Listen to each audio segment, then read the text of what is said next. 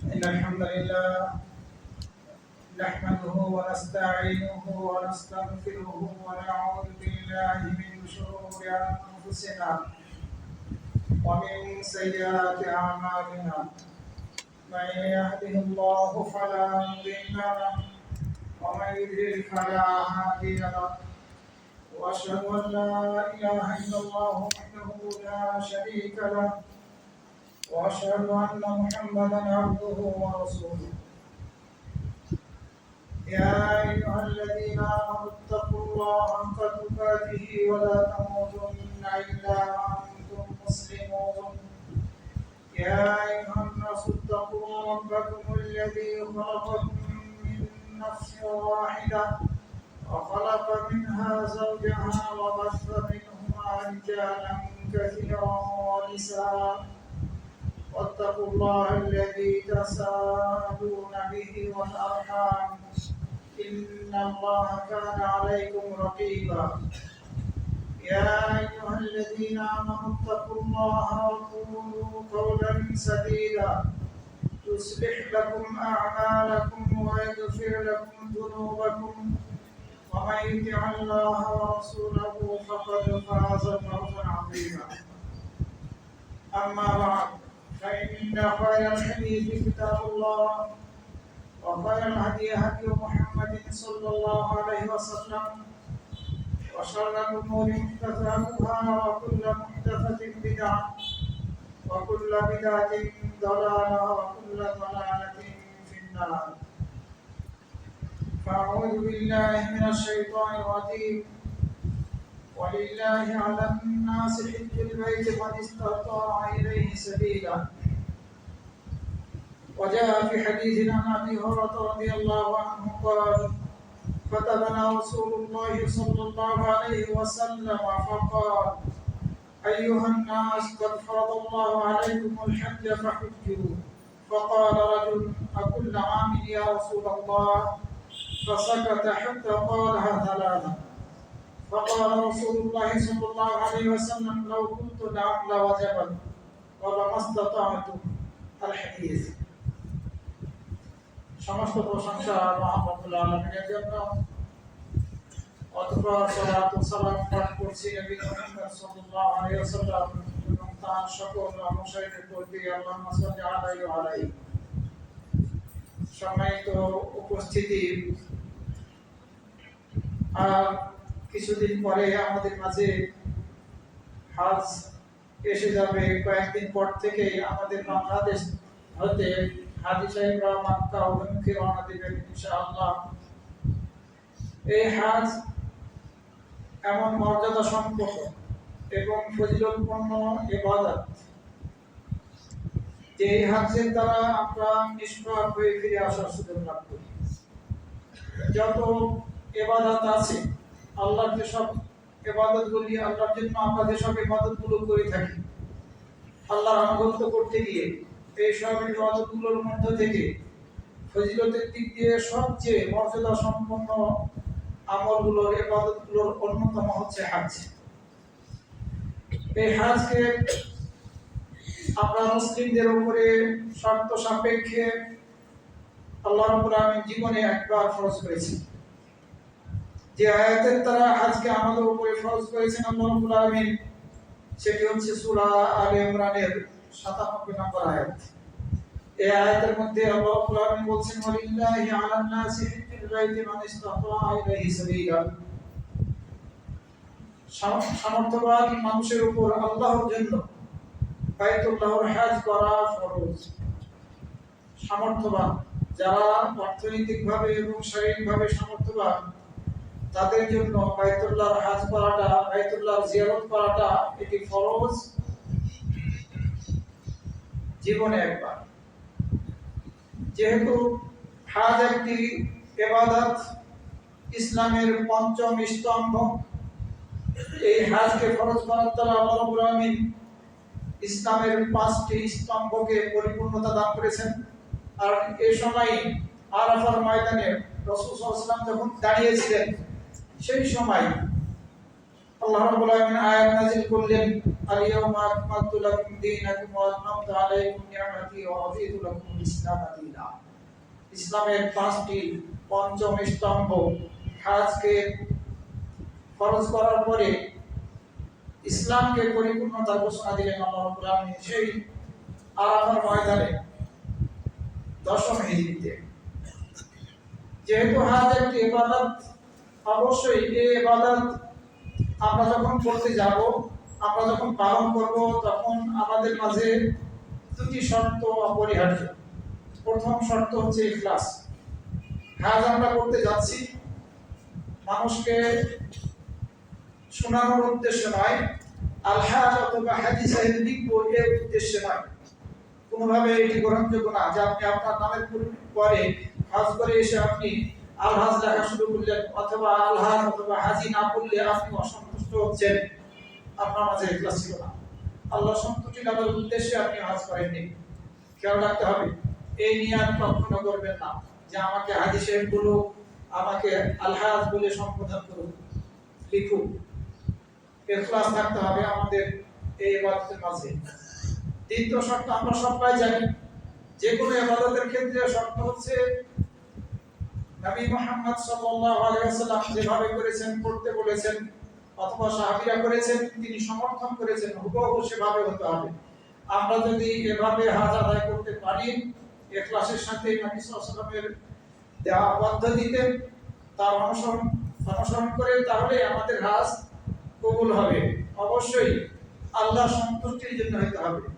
যে আয়াত দ্বারা হজকে ফরজ করা হয়েছে, ওই আয়াতের মধ্যে বলা হয়েছে ওয়ালিল্লাহ, আল্লাহর জন্য। আল্লাহর জন্য হজ হতে হবে, আল্লাহ সন্তুষ্টি লাভের উদ্দেশ্যে হজ হতে হবে। তাহলেই আমাদের হজ কবুল হবে ইনশাআল্লাহ, আশা করা যায়। হালাল উপার্জন থেকে আমাদেরকে হজ করতে হবে, এটা আরেকটি শর্ত। ইনশাআল্লাহ একটু পরেই আমরা শর্তগুলো জানব। এই হজ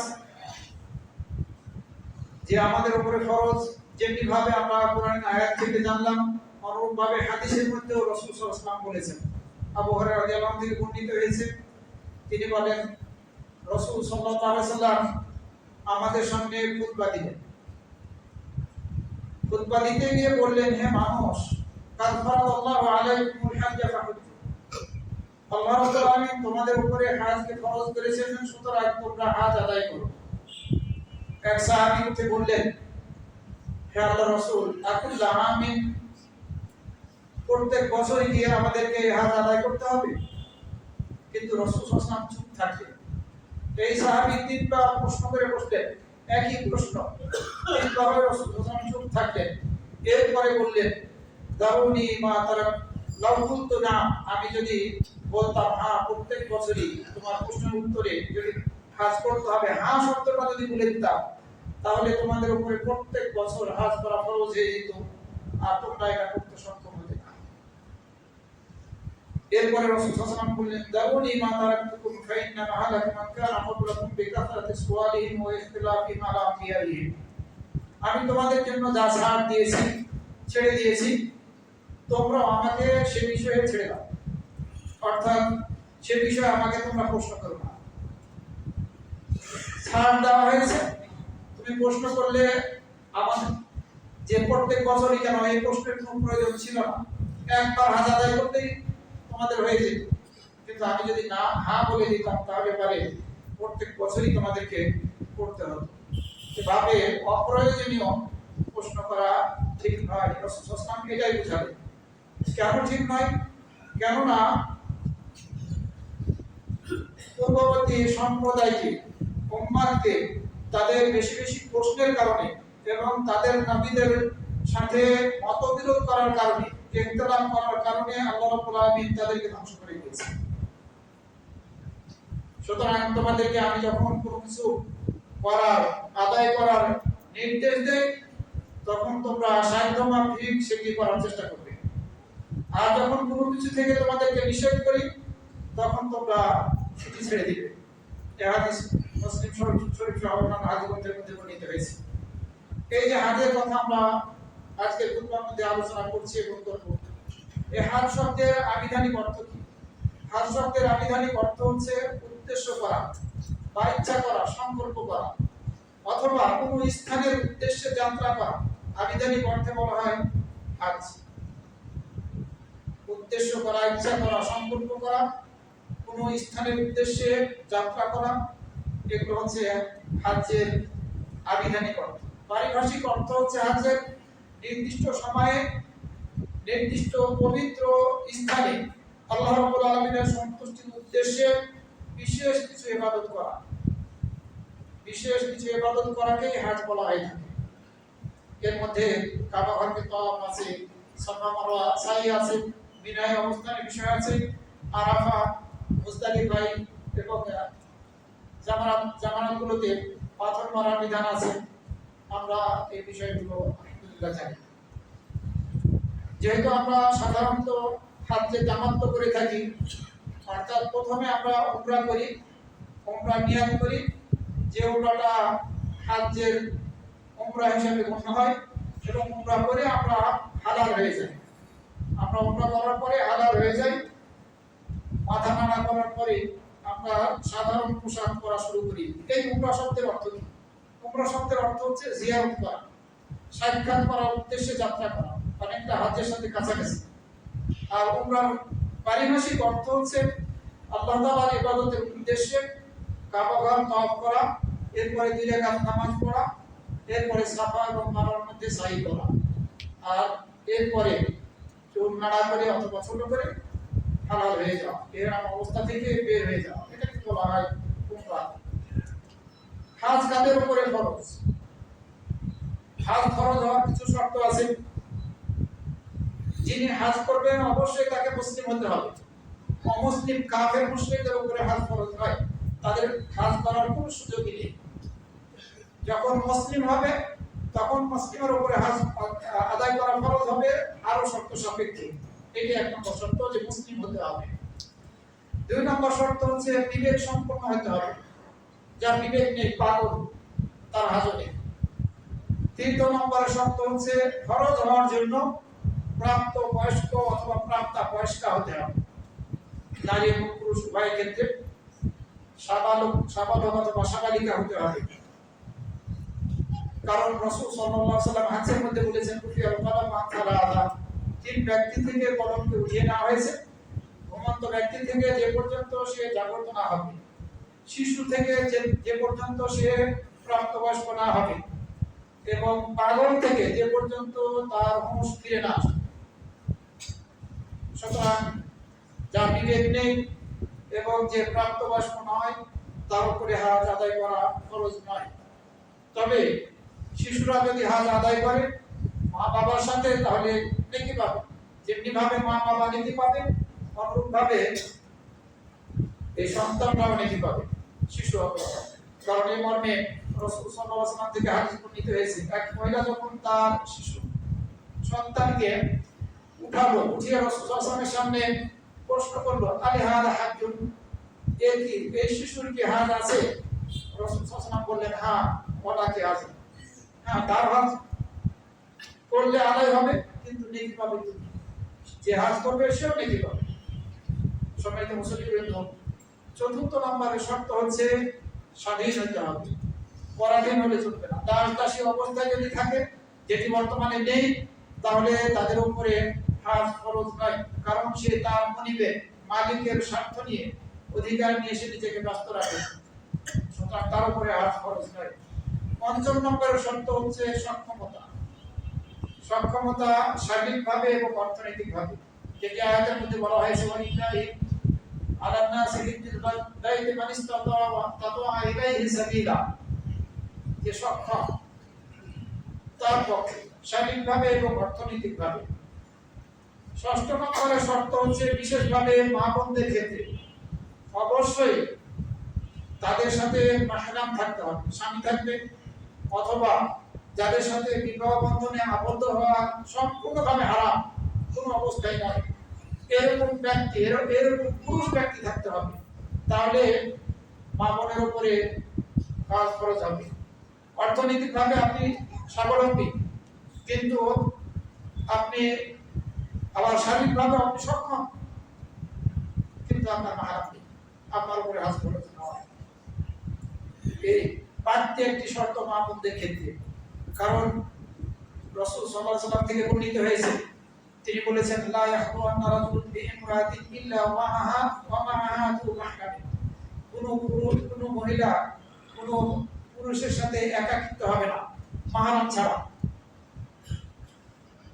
এরপরে রাসূলুল্লাহ বলেন ওয়ালা তুসাফিরুল মারআতু ইল্লা মা'a যি মাহরামিন। কোন নারী মাহরাম ছাড়া সফর করবে না। হজ করা এটি আল্লাহর আনুগত্যের সফর। এই আনুগত্যের সফরে অবশ্যই মাহরাম সহকারে যেতে হবে। আর পাপ করার ক্ষেত্রে যদি কেউ সফর করে সেটা তো ওই ব্যাপারে কোনো প্রশ্নই আসে না, যেতেই পারবে না। এক ব্যক্তি প্রশ্ন করলো, এক সাহাবী প্রশ্ন করলেন, হে আল্লাহর রাসূল, ইন্না মাআতি খারাজাত হাজ্জা, আমার স্ত্রী সে হজ করার জন্য বের হয়েছে বা হজ করার নিয়ত করেছে, ওয়া ইন্নী কুতিবতু ফি গাজওয়াতি কাযা ওয়া কাযা, আর আমার নাম তালিকাভুক্ত করা হয়েছে অমুক অমুক যুদ্ধে, অর্থাৎ আমাকে যোদ্ধা হিসেবে মুজাহিদ হিসেবে তালিকাভুক্ত করা হয়েছে, আমি কি করব? রাসূল সাল্লাল্লাহু আলাইহি ওয়াসাল্লাম বললেন, ইনতালিক ফাহুজ্জা মা ইমরাতি, তুমি চলে যাও, তোমাকে যুদ্ধে যেতে হবে না, তুমি তোমার স্ত্রীর সাথে হজ আদায় করো। খুব স্পষ্টভাবে রাসূল সাল্লাল্লাহু আলাইহি ওয়াসাল্লাম একাধিক হাদিসের মধ্যে কথা বলেছেন। সুতরাং মহিলারা মাহরাম ছাড়া হজে যেতে পারবে না। স্পষ্ট হাদিসের বিপক্ষে কোনো প্রকার ব্যাখ্যা চলবে না, কোনো প্রকার ইজতিহাদ চলবে না। স্পষ্ট হাদিসের ক্ষেত্রে আর কোনো প্রকার অন্য হাদিস দিয়ে দলিল দিয়ে চেষ্টা করা হবে, সেটি গ্রহণযোগ্য না। যে কিয়ামতের আগে একজন মহিলা এই সানা থেকে বাসা পর্যন্ত অনুরূপ স্থান থেকে এতদূর পর্যন্ত সফর করবে, নির্বিঘ্নে কোনো প্রকার ফিতনার সম্মুখীন হবে না, ওই আখিরাতের দিনের হাদিস দিয়ে দলিল দেওয়া ঠিক হবে না। এক্ষেত্রে যে মহিলারা হজের জন্য মাহরাম ছাড়া যেতে পারবে, কোনোভাবেই গ্রহণযোগ্য নয়। আবার রাসূল সাল্লাল্লাহু আলাইহি ওয়াসাল্লাম হাদিসের মধ্যে বলেছেন, লা ইয়াহিলু লিইমরাতিন তুমিনু বিল্লাহি ওয়াল ইয়াউমিল আখির, কোন মহিলার জন্য বৈধ নয়, হালাল নয় যে আল্লাহ এবং শেষ দিবসের প্রতি ঈমান এনেছে। এই মহিলা আল্লাহ এবং শেষ দিবসের প্রতি ঈমান এনেছে, যে সে সফর করবে একদিন এক রাতের মাহরাম ছাড়া, একদিন এক রাত সফর করবে মাহরাম ছাড়া, যে আল্লাহ এবং শেষ দিবসের প্রতি ঈমান এনেছে, কোন মহিলা এটা করতে পারবে না। যদি আল্লাহ এবং শেষ দিবসের প্রতি ঈমান এনে থাকে তাহলে। এরকম স্পষ্ট হাদিস থাকার পরেও আমরা কোনোভাবেই এরকম সুযোগ যাতে গ্রহণ না করি যে আমার বোন এবং আমার বোনের হাজবেন্ড যাচ্ছে, তো আমি আমার বোনের সাথে তো যেতেই পারি না, গ্রহণযোগ্য না, যেতে পারবেন না, কারণ আপনার বোন জামাই আপনার জন্য মাহরাম নয়। সম্মানিত মুসলিম বন্ধু, আল্লাহ রাব্বুল আলামিন এই হজকে ফরজ করেছেন। সুতরাং যখনই ফরজ হবে, আমার বয়স প্রাপ্তবয়স্ক হওয়ার পরেই, বয়সটা যতই হোক না কেন, তখনই এই হজ আদায় করতে হবে। কারণ রাসূল সাল্লাল্লাহু আলাইহি ওয়াসাল্লাম এই হাদিসের মধ্যে বলেছেন, মান আরাদাল হাজ্জা, যে ব্যক্তি হজ করার ইচ্ছা করবে, ফালিয়াতাহাজ্জা, সে যেন তাড়াতাড়ি হজ আদায় করে। ফাইন্নাহু কাদ ইয়ামরাদুল মারিদ, কেননা সে অসুস্থ হয়ে পড়তে পারে, অসুস্থ রোগী হয়ে যেতে পারে। ওয়াতাদিলু রাহিলা, এবং পাথের যেটা পথের যে খরচ, এটা হয়তো বা তার কাছে নাও থাকতে পারে, হারিয়ে যেতে পারে, অন্য কোনো কিছুর ক্ষেত্রে হয়তো বা সেটা ব্যয় করে ফেলেছে, এরকম হয়ে যেতে পারে, এরকম পরিস্থিতির শিকার হতে পারে। ওয়াতাআলিদুল হাজা, অথবা অন্য এমন কোনো প্রয়োজন পড়ে গেল, হাজটা ফরজ হয়েছিল আগে, তখন ইচ্ছা করলে করে আসতে পারতো, কিন্তু অন্য কোনো প্রয়োজন পড়ে যাওয়ার কারণে সে ফরজ হওয়া আদায় হাজটা তার পক্ষে করা সম্ভব হলো না, ওই টাকাগুলো তাকে খরচ করে ফেলতে হলো। মুসনাদে আহমদের মধ্যে হাদিস বর্ণিত হয়েছে এবং ইবনে মাজাহ মধ্যে। সুতরাং যখনই হজ ফরজ হবে, আমাদের কর্তব্য হচ্ছে আমরা তখনই হজটা আদায় করব, দেরি করব না। সম্মানিত মুসল্লি হয়তো যারা আমরা ফরজ হজ আদায় করেছি, তাদের ক্ষেত্রেও পুনরায় হজ করার ব্যাপারে আল্লাহ রাব্বুল আলামিন উৎসাহিত করেছেন।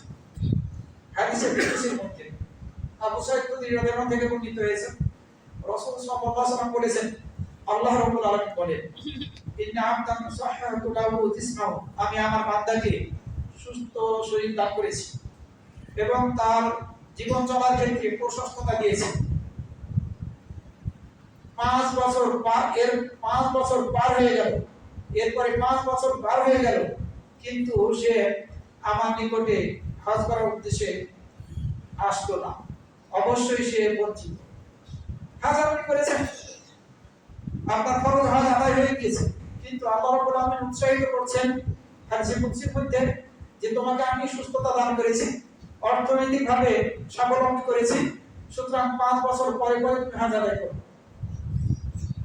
5 বছর পরে পরে যদি আমরা হজ আদায় না করি, তাহলে আল্লাহ রাব্বুল আলামিন বললেন অবশ্যই সে বঞ্চিত, নিজেকে বঞ্চিত করছে। আল্লাহ নিয়ামত দান করেছেন, নিয়ামতের শুকরিয়া আদায় করবে না কেন? এজন্য কমপক্ষে 5 বছর পর পর যারা ধনবান, যারা অর্থশালী, সক্ষম হলে শারীরিকভাবে, তারা হজ আদায় করবে। এই হজকে আল্লাহ রাব্বুল আলামিন শুধুমাত্র ফরজ করেই ক্ষান্ত হননি, এই হজের অনেক ফজিলত বর্ণনা করেছেন তার নবীর মাধ্যমে সাল্লাল্লাহু আলাইহি ওয়াসাল্লাম। প্রথম ফজিলত হচ্ছে যে ব্যক্তি হজ আদায় করবে, এই হজ্জের দ্বারা তার পূর্বের যাবতীয় গুনাহগুলোকে আল্লাহ রাব্বুল আলামিন ধ্বংস করে দিবেন। আবু হুরায়রা রাদিয়াল্লাহু থেকে বর্ণিত হয়েছে, নবী সাল্লাল্লাহু আলাইহি ওয়াসাল্লাম বলেছেন, মান হাজ্জা লিল্লাহ, তবে অবশ্যই শর্ত আছে, যে ব্যক্তি হজ করবে আল্লাহর জন্য, অর্থাৎ এই কাবা ঘরকে জিয়ারত করবে আল্লাহর জন্য, ফালাম ইয়ারফাহ ওয়ালাম ইয়াফসুক রাজা গায়রু মিন ওয়ালাদাহু উম্মুহু, এই হজ করতে গিয়ে আল্লাহর জন্য সে কোনো অশ্লীলতার সাথে জড়িত হবে না। স্বামী স্ত্রী হজ করতে গেলে এই ইহরাম বাঁধা অবস্থায় স্বামী স্ত্রী উভয়ে একটু মজা করলো, এটাও করবে না, একটু ভূমিকা করলো, কিছু করলো, হয়তো বা মিলিত হচ্ছে না কিন্তু অন্যান্য আনন্দ ফুর্তি করছে, সেটা করবে না। এটা হচ্ছে লামিয়ার কাছের অর্থ। এবং কোনো পাপের সাথে জড়িত হবে না হজ করতে গিয়ে। হজ করতে গিয়ে পাপের সাথে জড়িত হওয়ার সুযোগ থাকে। অনেক দেশ থেকে হাজিরা আসেন, কম বয়সী থাকে, হয়তো বা পোশাক আশাকের ক্ষেত্রেও ভালো পোশাক দেখবেন না, দৃষ্টিটাকে সে সময় নিচু রাখাটা একটা জেহাদ, আপনাকে এই জেহাদ করতে হবে সেই সময়। আর হয়তো বা অনেকে এটা করতে পারে না, ফেতনার মধ্যে পড়ে যায়, দৃষ্টি দেয় সেদিকে। যদি এগুলো থেকে বেঁচে আমরা হজ করতে পারি আল্লাহ সন্তুষ্টি লাভের উদ্দেশ্যে, তাহলে যেদিন আমরা মায়ের পেট থেকে জন্মগ্রহণ করেছি সেই দিনের মতো এই শিশু অবস্থায় যেন আমরা ভূমিষ্ঠ হয়ে হজ করে ফিরে আসলাম নিষ্পাপ হয়ে। রাসূল সাল্লাল্লাহু আলাইহি ওয়াসাল্লাম হাদিসের মধ্যে কথা বললেন। সুতরাং আমরা এভাবে হজ আদায় করার চেষ্টা করব। আমর ইবনে আস রাদিয়াল্লাহু আনহু উনি যখন ইসলাম গ্রহণ করার ইচ্ছা করলেন, তখন নবী সাল্লাল্লাহু আলাইহি ওয়াসাল্লামের নিকটে আসলেন, এসে বললেন, হে আল্লাহর রাসূল, আপনি আপনার হাতটা প্রসারিত করুন। রাসূল সাল্লাল্লাহু আলাইহি ওয়াসাল্লাম তার হাতটা প্রসারিত করলেন। আমর ইবনে আস রাদিয়াল্লাহু আনহু উনি হাত আগে প্রসারিত করেছিলেন, এরপরে বললেন, হে আল্লাহর রাসূল, আপনি আপনার হাতটা প্রসারিত করুন, মানে বায়াত করবে ইসলাম গ্রহণ করার জন্য। হাতটা আমর ইবনে আস রাদিয়াল্লাহু আনহু তার নিজ হাতটা ফুটিয়ে দিলেন। যখন ফুটিয়ে দিলেন তার হাতটা, তখন রাসূল সাল্লাল্লাহু আলাইহি ওয়াসাল্লাম বললেন, হে আমর, তোমার কি হলো, তুমি তোমার হাত ফুটিয়ে দিলে কেন? তখন উনি বললেন যে আমার শর্ত আছে, আমি মুশরিক অবস্থায়, কুফরের অবস্থায় অনেক পাপ করেছি, গুনাহ করেছি, সেই পাপ গুনাহগুলো যদি ক্ষমা করে দেন আল্লাহ রাব্বুল আলামিন, তাহলে আমি ইসলাম গ্রহণ করব, আর না হলে না। এরপরে রাসূল সাল্লাল্লাহু আলাইহি ওয়াসাল্লাম বললেন, তিনটি আমলের দ্বারা পূর্বের যাবতীয় সব গুনাহগুলি আল্লাহ রাব্বুল আলামিন ক্ষমা করে দেন। হে আমরুল আস, তুমি কি সেটা জানো? বললেন, কোন ব্যক্তি যদি ইসলাম গ্রহণ করে তাহলে তার পূর্বের যাবতীয় গুনাহগুলোকে আল্লাহ রাব্বুল আলামিন ধ্বংস করে দেন। যত ধরনের গুনাহ থাকবে না, শিরক, কুফরি, জিনা, ব্যভিচার, সুদ, ঘুষ, যাই থাকুক না কেন, সব কিছুকে ক্ষমা করে দেন আল্লাহ। দ্বিতীয় আমলের কথা বললেন রাসূল সাল্লাল্লাহু আলাইহি ওয়াসাল্লাম, ওয়ান্নাল হিজরাতা তাহরিমু মা কানা ক্বাবলাহা, হিজরত করাটা, পাপের পথ ত্যাগ করে আল্লাহর পথের দিকে ফিরে আসাটা। পাপ করতাম এক সময়, এখন আর করছি না। পাপের এলাকায় থাকতাম, এখন ওই এলাকা ছেড়ে দিয়েছি, ওখানে থাকতে পাপের সাথে আমি জড়িত হয়েই যাব, যাতে জড়িত না হই ওই এলাকা ছেড়ে আমি ভালো জায়গায় চলে গেলাম, এইটা হিজরত। আমার পাপের পথ ত্যাগ করে আল্লাহর পথে হিজরত আসা, এটাও হিজরত। তো এই হিজরত করাটা পূর্বের যাবতীয় সব গুনাহগুলোকে আল্লাহ রাব্বুল আলামিন মোচন করে দেন। 3 নম্বর আমলের কথা বললেন আল হজ, এই হজটা পূর্বের যাবতীয় সব গুনাহগুলোকে মোচন করে দেন। আমরা একটু আগে সেই হাদিস শুনেছি। শর্ত হচ্ছে যদি হজ কবুল হয় তাহলে। সম্মানিত মুসলিম, দ্বিতীয় ফজিলত হচ্ছে হজ যদি কবুল হয়ে যায় তাহলে এই কবুল হওয়া হাজির প্রতিদান হচ্ছে একমাত্র জান্নাত। রাসূল সাল্লাল্লাহু আলাইহি ওয়াসাল্লাম হাদিসের মধ্যে বলেছেন ওয়াল হাজ্জুল মাবরুর লাইসা লাহু জাযাআ ইল্লা জান্নাহ, কবুল হজের প্রতিদান হচ্ছে একমাত্র জান্নাত। সুতরাং হজ যদি কবুল হয় আমাদের, তাহলে ইনশাআল্লাহ এই প্রতিদান আমরা লাভ করতে পারবো যে আমরা আমাদেরকে তিনি জান্নাত দান করবেন। এখন হজ কবুল হলো কি হলো না কিভাবে আমরা বুঝবো? আমরা একটা ছোট্ট আলামত শুনবো। আপনি হজ করার পূর্বে অনেক ধরনের গুনাহ করতেন, পাপ করতেন। হজ করে আসলেন, হজ করে আসার পরে যত প্রকার গুনাহ করতেন সব ত্যাগ করে ফেলেছেন। কোনো গুনাহ আপনার থেকে হচ্ছে না। আপনি ব্যবসায়ী মানুষ, ব্যবসায়ের ক্ষেত্রে হয়তো অনেক কিছু ত্যাগ করেছেন, ওগুলো আর এখন করছেন না, কোনো পাপের সাথে জড়িত হচ্ছেন না। তাহলে আমরা বুঝবো যে এই ব্যক্তি ইনশাআল্লাহ হজ করে ফেলেছে। আল্লাহ রাব্বুল আলামিন সূরা মুহাম্মাদের 17 নম্বর আয়াতের মধ্যে বলেছেন ওয়াল্লাযীনা আহতাদাউ যাদাহুম হুদাও ওয়া আতাহুম তাকওয়া।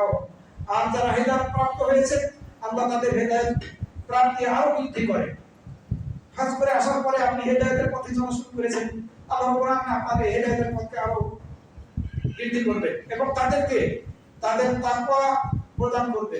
তাদেরকে আল্লাহ রাব্বুল আলামিন তাকওয়া প্রদান করবেন। তাকওয়াকে যাতে ধরে রাখতে পারে এই সক্ষমতা আল্লাহ রাব্বুল আলামিন তাদেরকে দান করবেন। এই হজ এমন একটি ইবাদত যেটি সর্বোত্তম আমলগুলোর অন্তর্ভুক্ত। রাসূল সাল্লাল্লাহু আলাইহি ওয়াসাল্লামকে জিজ্ঞাসা করা হয়েছিল কোন আমলটি বেশি উত্তম, তিনি উত্তরে বললেন আল্লাহ এবং শেষ দিবসের প্রতি, আল্লাহ এবং তার রাসূলের প্রতি ঈমান আনা। আবার প্রশ্ন করা হলো এরপরে কোন আমলটি বেশি উত্তম, তিনি বললেন আল্লাহর পথে জিহাদ করা। আবার প্রশ্ন করা হলো এরপরে কোনটি, বললেন হাজ্জুল মাবরুর, মাকবুল হজ, গ্রহণযোগ্য হজ। সুতরাং আমরা যদি এই গ্রহণযোগ্য হজ লাভ করতে পারি আমাদের জন্য সুসংবাদ ইনশাআল্লাহ। হজ এমন একটি ইবাদত যে ইবাদতের মধ্যে শারীরিক ভাবে আমাদেরকে ইবাদত করতে হয়, আবার অর্থনৈতিক ভাবে টাকারও প্রয়োজন পড়ে, আবার শক্তিরও প্রয়োজন পড়ে এই ইবাদতের কাছে। কিন্তু অন্যান্য ইবাদত যেগুলো আছে যেমন নামাজ, সিয়াম, সালাত, সিয়াম, এগুলোর মধ্যে টাকার প্রয়োজন পড়ে না, শুধু শারীরিকভাবে আমাদেরকে এই ইবাদতগুলো সম্পূর্ণ করতে হয়। আর এই কারণে সালাফে সালেহিনদের মধ্য থেকে কেউ কেউ বলেছেন হজটা অন্যান্য ইবাদতগুলোর চেয়ে বেশি উত্তম। আবার রাসূল সাল্লাল্লাহু আলাইহি ওয়াসাল্লাম হজকে জিহাদ বলেছেন। জিহাদের মিনিংসটা ভাবার্থটা অনেক ব্যাপক। জিহাদের ভাবার্থটা অনেক ব্যাপক। সম্পদের দ্বারা জিহাদ হতে পারে, জীবনের দ্বারা, জানের দ্বারা জিহাদ হতে পারে, জবানের দ্বারা, কথার দ্বারা জিহাদ হতে পারে, আবার অন্তরের দ্বারা জিহাদ হতে পারে। এটা আল্লাহর আনুগত্য করার ক্ষেত্রে, পাপ থেকে বাঁচার জন্য নিজ নাফসের বিপক্ষে যুদ্ধ করার প্রয়োজন হতে পারে, এটাও জিহাদ। মন যেটি চাচ্ছে সেটি থেকে বিরত থাকাটাও, সেটা না করে ওটা থেকে বিরত থাকাটাও এটিও হচ্ছে জিহাদ। সুতরাং এই হজটি হচ্ছে জিহাদ, বিশেষভাবে মুমিনদের জন্য। আয়েশা রাদিয়াল্লাহু আনহা থেকে উল্লেখ হয়েছে, তিনি বলেন ইয়া রাসূলুল্লাহ নারা জিহাদ আফদালুল আমাল, আমরা জিহাদকে সর্বোত্তম আমল হিসেবে দেখছি। আফালা মুজাহিদ, আমরা কি জিহাদ করব না? জিহাদটাকে সর্বোত্তম আমল মনে করছি আমরা কি জিহাদ করব না? রাসূল সাল্লাল্লাহু আলাইহি ওয়াসাল্লাম বললেন লাকিন আফদালুল জিহাদি হজ্জুল মাবরুর, সর্বোত্তম জিহাদ হচ্ছে বিশেষভাবে মহিলাদের জন্য কবুল হজ। হজটা যদি কবুল হয়ে যায় তাহলে, তবে অবশ্যই সকল প্রকার অশ্লীলতা থেকে বেঁচে থাকতে হবে। ঝগড়া করা যাবে না, সেখানে ঝগড়া করার অনেক মুহূর্ত আসবে। আপনি একজনকে বকা দেওয়ার অনেক মুহূর্তের সম্মুখীন হবে হজ করতে গিয়ে, হজ করতে গিয়ে এমন কিছু করে বসবে কোনো হাজী সাহেব যে আপনার সহ্য হবে না। বের হওয়ার কথা 7টায়, আপনার দেখবেন যে 8টা পর্যন্ত রেডি হতে পারছে না, এরকম অবস্থা সৃষ্টি হবে। তখন যদি আপনি রাগ করেন চলবে না, আপনাকে ধরে ধারণ করতে হবে।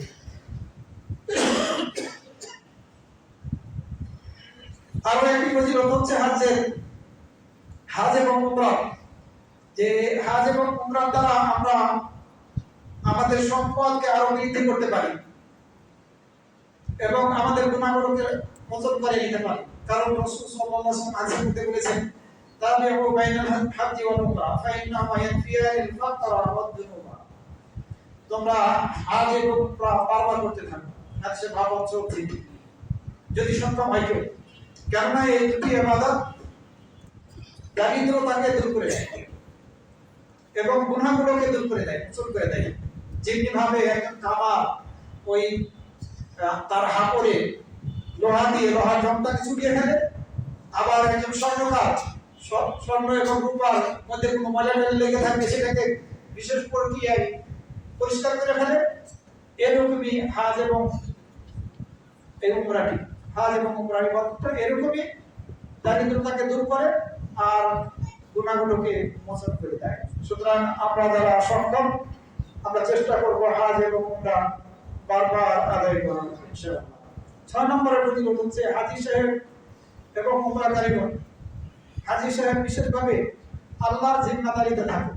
যখন হজ করার উদ্দেশ্যে বেরিয়ে পড়ে তখন এই হাজী সাহেব আল্লাহর জিম্মাদারিতে চলে যান, আল্লাহর হেফাজতে চলে যান। রাসূল সাল্লাল্লাহু আলাইহি ওয়াসাল্লাম হাদিসের মধ্যে বলেছেন, সালাতুন ফি দিমানিল্লাহ আযজা ওয়া জাল। 3 ব্যক্তি আল্লাহর জিম্মাদারিতে। এক ব্যক্তি যে বের হলো মসজিদগুলো, আল্লাহর ঘরগুলোর কোনো একটা ঘরের উদ্দেশ্যে নামাজ পড়ার জন্য, সেখানে গিয়ে ইবাদত করবে এই উদ্দেশ্যে। যে ব্যক্তি মসজিদে তার বাসা থেকে বের হয়ে আসা শুরু করলো, এই ব্যক্তি আল্লাহর জিম্মাদারিতে।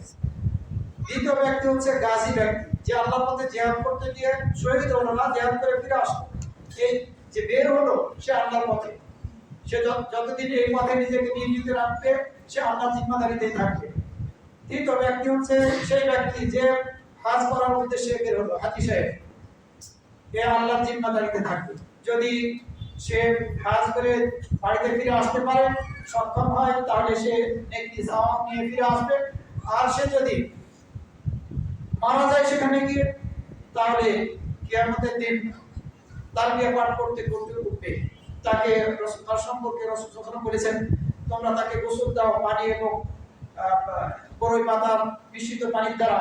তাকে যে 2টি কাপড় পরেছিল, একটি লুঙ্গি হিসাবে আরেকটি চাদর হিসাবে, এই 2 কাপড়ে তাকে কাফন পরাও এবং তার মাথা তাকে ঢেকো না, তাকে সুগন্ধি দিও না।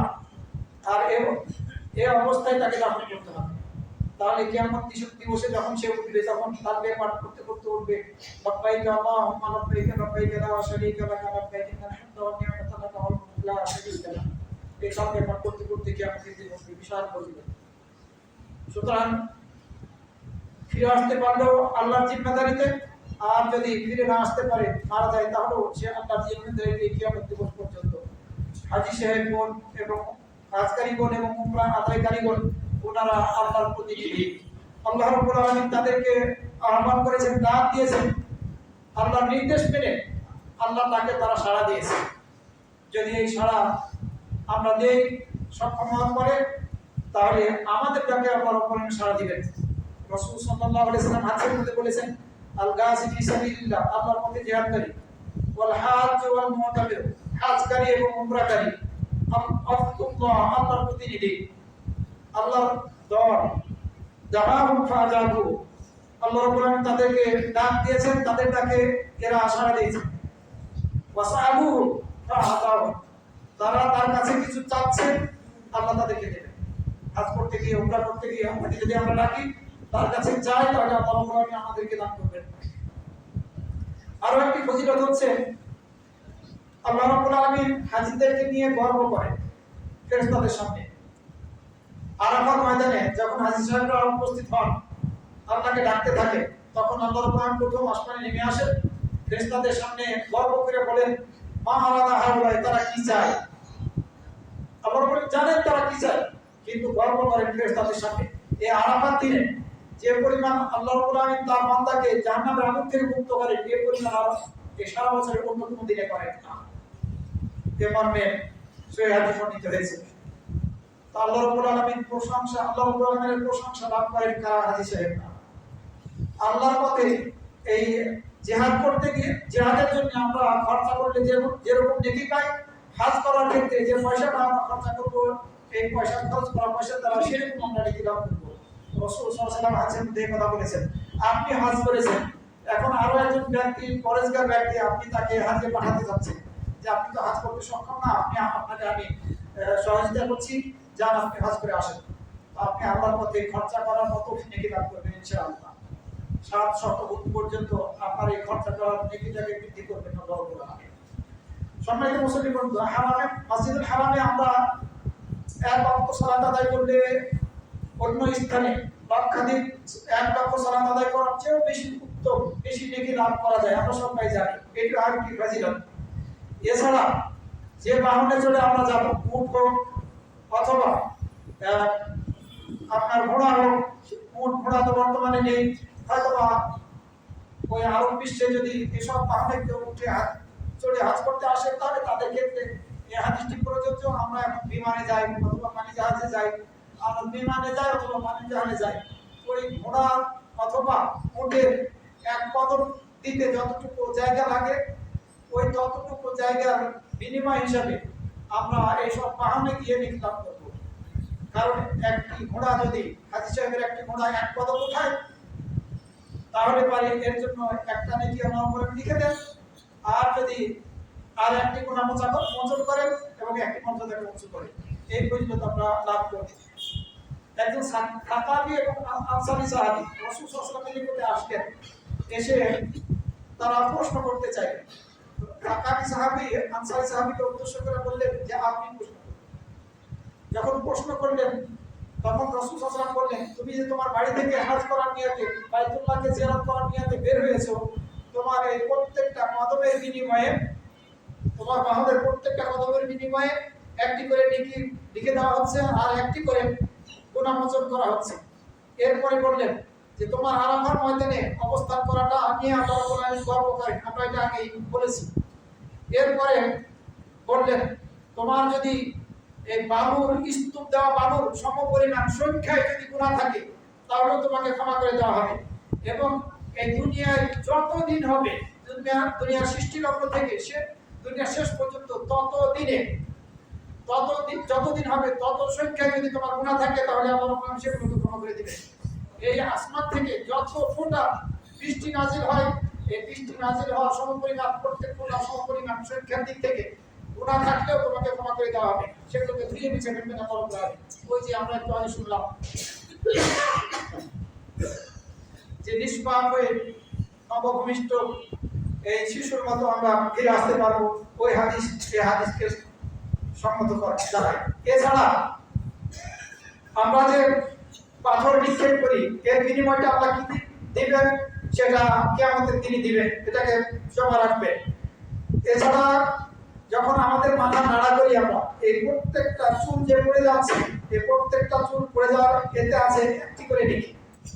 এবং আমরা যখন বাইতুল্লাহকে তওয়াফ করব, এই তওয়াফ করার সময় আমাদের গুনাহগুলো আমাদের থেকে ঝরে যাবে এবং আমরা নিষ্পাপ শিশুর মতো হয়ে যাব। এছাড়া রাসূল সাল্লাল্লাহু আলাইহি ওয়াসাল্লাম আরো বলেছেন, তাওয়াফের পরে 2টি রাকাত সুন্নাত নামাজ একজন দাস মুক্ত করার সমান নেকি হবে, 2টি রাকাতের ফজিলত এটি। আবার সাফা মারওয়ার মধ্যে যে আমরা সাই করি, এই সাই করার ফজিলত হচ্ছে যে 70 জন দাসীকে মুক্ত করার সমান নেকি, এই ফজিলত আমরা লাভ করব।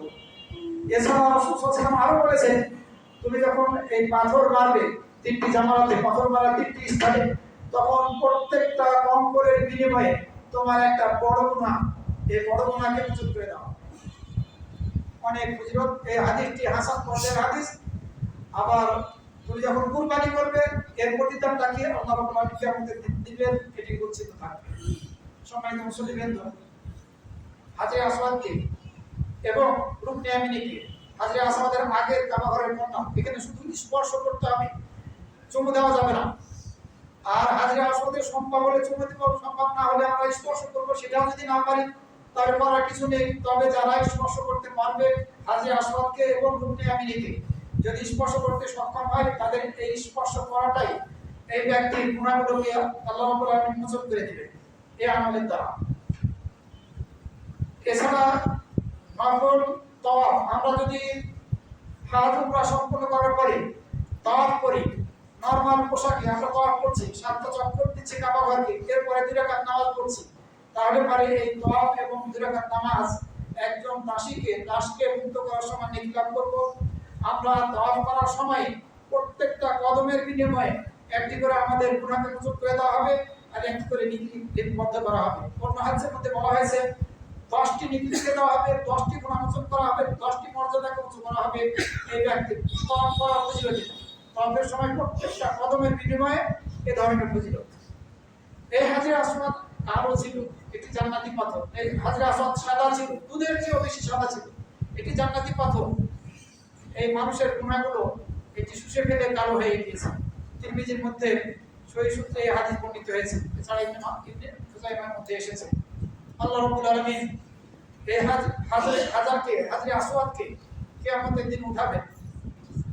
রাসূল সাল্লাল্লাহু আলাইহি ওয়াসাল্লাম আল্লাহর কসম করে বলেছেন যে আল্লাহর কসম, তাকে আল্লাহ রাব্বুল আলামিন কিয়ামত দিবসে উঠাবেন, তার দুটো চোখ বানিয়ে দিবেন এবং তার জবান শক্তি ফেলে দিবেন। এই জবানের দ্বারা সে দেখবে আর এই জবানের দ্বারা কথা বলবে, সাক্ষ্য দিবে কে তাকে সত্যিকার অর্থে আমরা সন্তুষ্টি লাভের উদ্দেশ্যে স্পর্শ করেছিল, তার জন্য এই হাজরে আসওয়াদ সাক্ষী দিবে কিয়ামত দিবসে। বিশাল ফজিলত। আমরা যখন হাজ করতে যাই, আমরা ইহরাম বাঁধার পর পরক্ষণ থেকে তালবিয়া পাঠ করি। এই তালবিয়া পাঠটা উচ্চ আওয়াজে করবে পুরুষরা, আর মহিলারা এতটুকু আওয়াজ করবে যে নিজে নিজে শুনছেন, অন্য কেউ শুনতে পাচ্ছে। অর্থাৎ জবান ফুটে পড়বে, জিভ নড়বে, ঠোঁট নড়বে, এভাবে তালবিয়া পাঠ করবে মহিলারা। আর পুরুষরা চিৎকার করে তালবিয়া পাঠ করবে। জিবরাইল আলাইহিস সালাম রাসূল সাল্লাল্লাহু আলাইহি ওয়াসাল্লামের নিকটে আসলেন, এসে বললেন যে তুমি আপনি আপনার উম্মতকে নির্দেশ দিন তারা যাতে এই চিৎকার করে আওয়াজ করে তালবিয়া পাঠ করে, তারা যাতে তাকবীর পাঠ করে চিৎকার করে। রাসূল সাল্লাল্লাহু আলাইহি ওয়াসাল্লামকে জিবরাইল আলাইহিস সালাম এই নির্দেশ দিলেন যে আপনি আপনার উম্মতকে এই নির্দেশ দিন, কারণ এটি হচ্ছে হজ্জের অন্যতম নিদর্শন। কিন্তু আমরা যেটা লক্ষ্য করি, হাজী সাহেবরা তালবিয়াটা খুব কমই পাঠ করে। রাসূল সাল্লাল্লাহু আলাইহি ওয়াসাল্লামকে প্রশ্ন করা হলো কোন আমলটা সর্বোত্তম। রাসূল সাল্লাল্লাহু আলাইহি ওয়াসাল্লাম উত্তরে বললেন চিৎকার করে তালবিয়া পাঠ করা, এরপরে কুরবানি করা। এই দুটি হজ্জের মধ্যে এটিও ফজিলত বর্ণিত হয়েছে। আবার রাসূল সাল্লাল্লাহু আলাইহি ওয়াসাল্লামকে প্রশ্ন করা হলো কোন হাজটা বেশি উত্তম। তিনি উত্তরে বললেন চিৎকার করে সংবলিত তালবিয়া পাঠ করা সংবলিত হাজ, এবং কুরবানি যে হাজের মধ্যে আছে অর্থাৎ হাজ্জে তামাত্তু অথবা হাজ্জে কিরাম, এই হাজ বেশি উত্তম। এই যে আমরা তালবিয়া পাঠ করব, এই তালবিয়া পাঠের বিশেষ ফজিলত বর্ণিত হয়েছে। রাসূল সাল্লাল্লাহু আলাইহি ওয়াসাল্লাম বলেছেন কোন মুসলিম ব্যক্তি যখন তালবিয়া পাঠ করে, এই তালবিয়া পাঠটা ডান দিকের অথবা বাম দিকের যত যা কিছু আছে, পাথর, গাছ অথবা মাটি অথবা এই পৃথিবীর শেষ প্রান্ত এবং এক প্রান্ত থেকে আরেক প্রান্ত শেষ পর্যন্ত যত যা কিছু এই তালবিয়াটা শুনবে, তারা এর জন্য শুনবে তালবিয়া, তারা এই তালবিয়া পাঠ করতে থাকবে। আমি যখন তালবিয়া পাঠ করব, তখন আপনার ডানে বামে যে পাথর আছে, যে গাছ আছে, যে মাটি আছে, এমনকি পৃথিবীর শেষ প্রান্ত পর্যন্ত সব কিছুই তালবিয়া পাঠ করতে থাকবে। সুতরাং আমরা বেশি বেশি করে তালবিয়া পাঠ করবো, এটি বিশেষ ফজিলত। সর্বশেষ হাদিস আজকের খুতবার মধ্যে সেটি তালবিয়া পাঠ সম্পর্কে আবু হুরায়রা রাদিয়াল্লাহু আনহু বলেছেন, রাসূল সাল্লাল্লাহু আলাইহি ওয়াসাল্লাম বলেছেন মা আল্লাহ মুমিনুন কাত্তু ওয়ালা কাব্বা মুকাব্বিরুন কাত্তু ইল্লা মুশরিকা। যখন কোন তালবিয়া পাঠকারী তালবিয়া পাঠ করে এবং তারা তাকবীর বলে আল্লাহু আকবার আল্লাহু আকবার আল্লাহু আকবার লা ইলাহা ইল্লাল্লাহ আল্লাহু আকবার আল্লাহু আকবার ওলিল্লাহিল হামদ, তালবিয়া পাঠ করে অথবা তাকবীর পাঠ করে, তখন তাদেরকে সুসংবাদ দেওয়া হয়। যখনই তালবিয়া পাঠ করে তাকবীর বলে, তখনই তাদেরকে সুসংবাদ দেওয়া হয়। কোন সাহাবী প্রশ্ন করলেন, হে আল্লাহর রাসূল, জান্নাতের সুসংবাদ দেওয়া হয়? রাসূল সাল্লাল্লাহু আলাইহি ওয়াসাল্লাম বললেন, না, হ্যাঁ, যখন তালবিয়া পাঠ করে তাকবীর বলে তখন জান্নাতের সুসংবাদ দেওয়া হয়। সুতরাং অনেক হাজিরাই কাজ করতে তার নিয়াত করার পরে যে তালবিয়া পাঠ করতে হবে এটি করেন। বেশিরভাগ হাজিরা হয়তো বা এই বিমানে ঘুমাতে পারে। আসলে আমাদের তালবিয়া বেশি বেশি করে পাঠ করা উচিত। যে ফজিলতগুলো আমরা জানলাম, এই ফজিলতগুলো যাতে আমরা হাজের মাধ্যমে লাভ করতে পারি। আমরা যারা এই সমাজের মধ্যে থেকে হাজে যাব, ইনশাআল্লাহ আল্লাহ রাব্বুল আলামিন আমাদের সবাইকে এই তৌফিক দান করুন। আল্লাহ বলি হাদা ওয়াস্তাগফিরুল্লাহি ওয়া লাকুম।